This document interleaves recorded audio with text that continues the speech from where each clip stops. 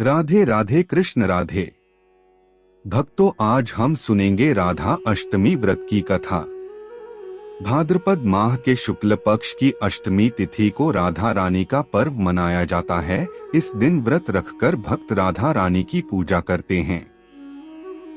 राधा रानी के इस व्रत में कथा के पाठ का भी महत्व होता है। मान्यताओं के अनुसार भगवान श्री कृष्ण के जन्म से ठीक 15 दिन बाद राधा का जन्म हुआ था। इसीलिए कृष्ण जन्माष्टमी के बाद राधा अष्टमी का त्योहार भी मनाया जाता है। हर साल भाद्रपद माह के शुक्ल पक्ष की अष्टमी तिथि को राधा अष्टमी का त्योहार मनाया जाता है। इस साल श्री राधा अष्टमी 23 सितंबर 2023 को मनाई जाएगी, जिसका शुभ मुहूर्त सुबह 11:01 से शुरू होकर दोपहर 1:26 तक रहेगा। इस अवसर पर विधि विधान से श्री राधा रानी की पूजा करने से भगवान श्री कृष्ण भी प्रसन्न होंगे, जिससे घर में सुख समृद्धि का आगमन होगा और मनचाहे फल की प्राप्ति होगी। आइए सुनते हैं राधा अष्टमी कथा। एक बार राधा रानी स्वर्ग लोक में भ्रमण कर रही थी। भ्रमण करते करते वह स्वर्ग लोक से बाहर चली गई। तभी श्री कृष्ण भगवान विरजा नाम की सखी के साथ विहार कर रहे थे। जब राधा रानी वापस आई तो यह सब देख वह नाराज हो गई और विरजा का अपमान कर दिया।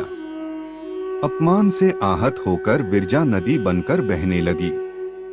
राधा रानी के इस व्यवहार को देखकर श्री कृष्ण के मित्र सुदामा को गुस्सा आ गया और वह राधा से नाराज हो गए।